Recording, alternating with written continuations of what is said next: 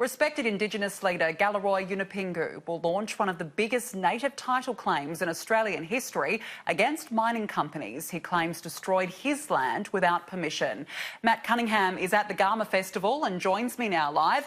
Matt, what more can you tell us?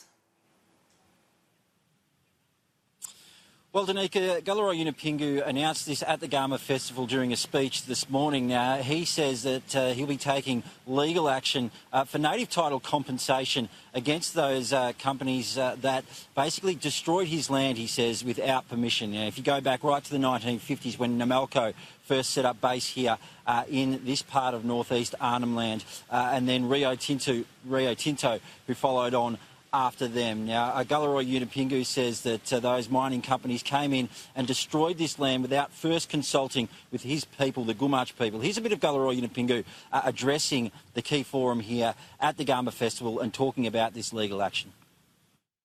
They have damaged our country without seeking advice to us. And they have damaged a whole lot of dreamings, and dreamings that were important to Aboriginal people.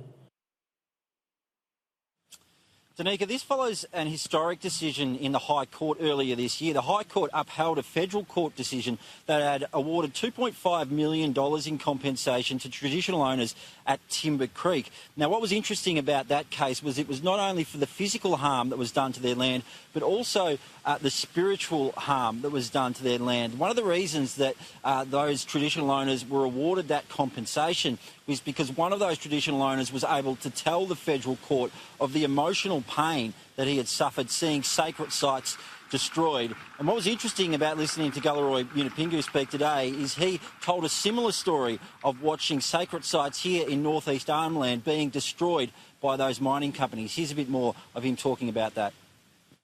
One of the important area was a rock where they fired the rock and blew it out and took the rocks away in pieces. And that was a very important rock which claimed the country, Garma.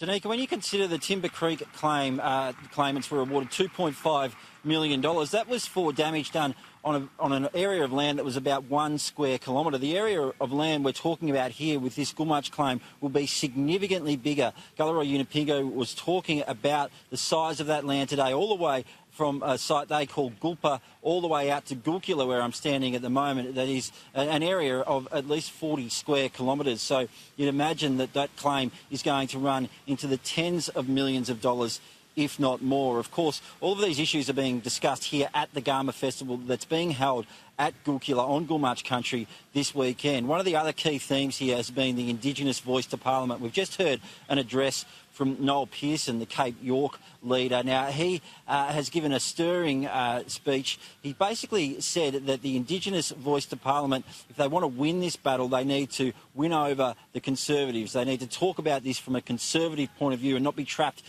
preaching to the converted on the progressive left, if you like. Here's a bit of what Noel Pearson had to say. Our challenge, however, is to keep transcending the left-right binary of the great mainstream tribes of Australia and to stay above their culture wars. But our cause is being sucked into the cruel vortex of these useless conflicts between white progressives and white conservatives.